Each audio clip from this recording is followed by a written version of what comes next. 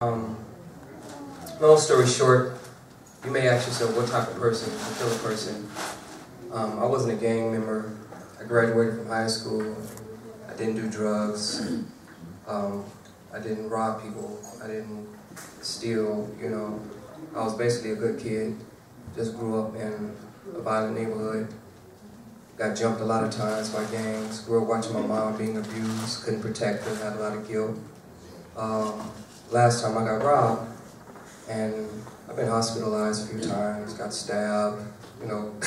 I mean, it's funny how I could just say this like it's nothing, but went through a lot of stuff basically. And one day I just made up my mind, and I actually remember the day that it happened. I got robbed. I had a friend who used to walk me home, like if I would stay late at his house, he would walk me to the bus stop. And this particular night I was like, no, I'm cool. I said, I'll call you when I get home. So I get to the bus stop, I got robbed, got beat. Ran back to his house. I told him what happened. So he was like, come on, let's go get the dudes. So we started going back towards where the dudes were. And I got like a half a block from it. I said, no, man, I'm cool. Let's just go this way. So we turned the other way. And as I was walking, I just remembered that anger. And I literally looked up at the sky and I cursed God. And I said, if you can't protect me, the next dude that try to hurt me, I'm gonna kill him. And about 6 months later, I'm on a double date, minding my own business. I'm going to school in this school called California Impact, getting ready to go to the service. Me and my god brother and two girls were in Santa Monica on the Santa Monica Pier. And I run into this guy who's drunk, but I don't know that he's drunk, and he's acting real crazy.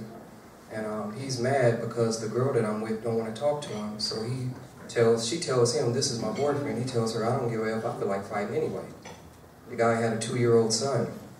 The guy was telling his son, Justin, that this is a B right here, and you're going to watch your daddy beat this B's A. And he continued to threaten and harass me for about 40 minutes while spitting on me, literally. This went on for like 40 minutes. The word embarrassment doesn't even come close to the way that I feel, you know, humiliated. I'm thinking all the stuff that I've been through, why does this always happen to me? And it came a point when they left. And they came back, and when they came back, they were playing like they had a gun. And I found out later that they didn't even have a gun, they were just playing, you know, trying to scare me. And long story short, the guy, the last thing that he called me was Pretty Boy. He was like, Pretty Boy, you ready to fight? And I wouldn't even look at the dude, you know, I was so scared of him. And he was like, you hear me calling you? He said, Pretty Boy, you ready to fight? And when I turned to look at him, he spit, a god of spit in my face.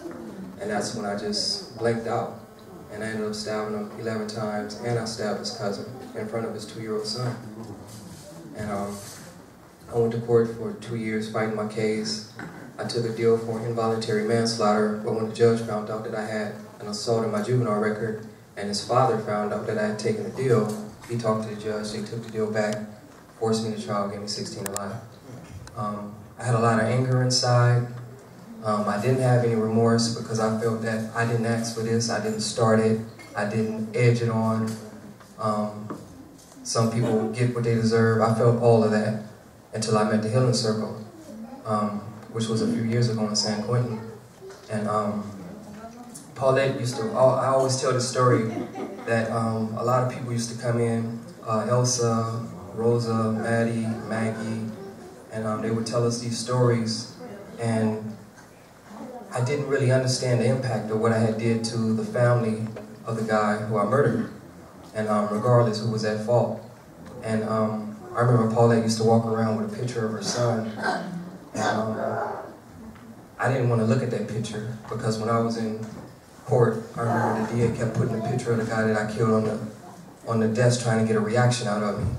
So one day Paulette sat next to me and she gave me her picture with her son laying on that table in that morgue.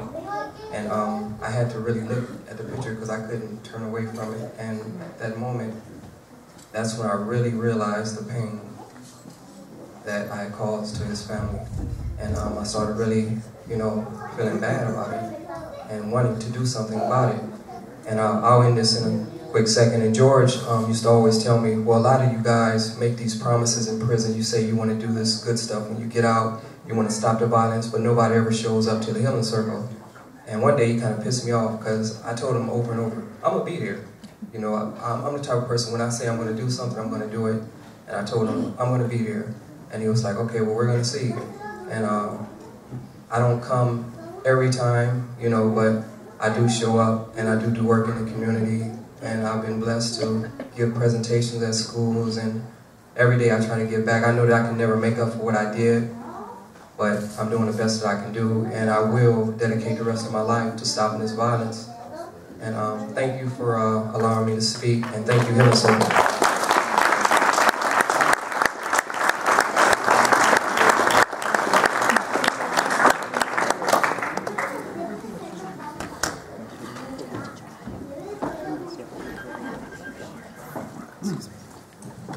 We're going to refresh ourselves with some dessert and process a little bit, and then while the choir gets ready to